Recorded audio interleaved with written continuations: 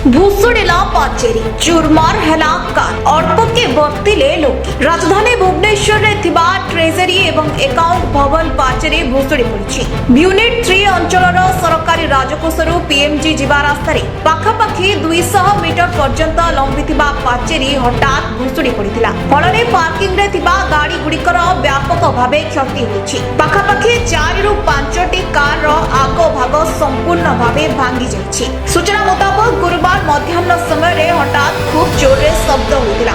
आ समस्ते आसी देखिबा बेलकु पाचेरीटी भुशुड़ी पड़ितिला। ऑफिस भितरे पार्किंग पाई जागा नथिबारु ऑफिस रो किछि कर्मचारी माने ऑफिस बाहरे कार पार्किंग करि रखिथिले। आ पाचेरी भुशुड़ी सीधा कार ऊपर ही पड़ितिला। फଳରେ कार रो आगो भाग संपूर्ण रूपे भांगी रुछि जाइछि। सौभाग्यवशतः से समय रे पाचेरी पाखरे कोनोसी लोक उपस्थित नथिले, जहा फଳରେ एक बड़ अघटन हेबारु बर्ती जाइछि। तेबे এই ঘটনাକୁ ନେଇ ସାଧାରଣରେ ଅସନ୍ତୋଷ ପ୍ରକାଶ ପାଇଛି।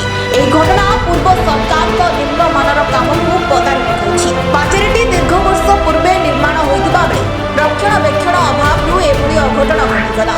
ଅନେକ ଦିନ ହେବ ବର୍ଷା ଲାଗି ରହିଥିବାରୁ ଏବଂ ପାଚେରୀଟି ବହୁତ ପୁରୁଣା ହୋଇଥିବାରୁ ଭୁଶୁଡ଼ି ପଡ଼ିଥିବା ଜଣାପଡ଼ିଛି। ସରକାରୀ ଅଫିସ ହୋଇଥିବାରୁ ଏଥିରେ ଯେଉଁମାନଙ୍କର କ୍ଷତି ହୋଇଛି ସରକାର ତାର ଭରଣା କରିବେ ବୋଲି ମତ ପ୍ରକାଶ ପାଇଛି। ବ୍ୟୁରୋ ରିପୋର୍ଟ, ଦିନରାତି ଟିଭି।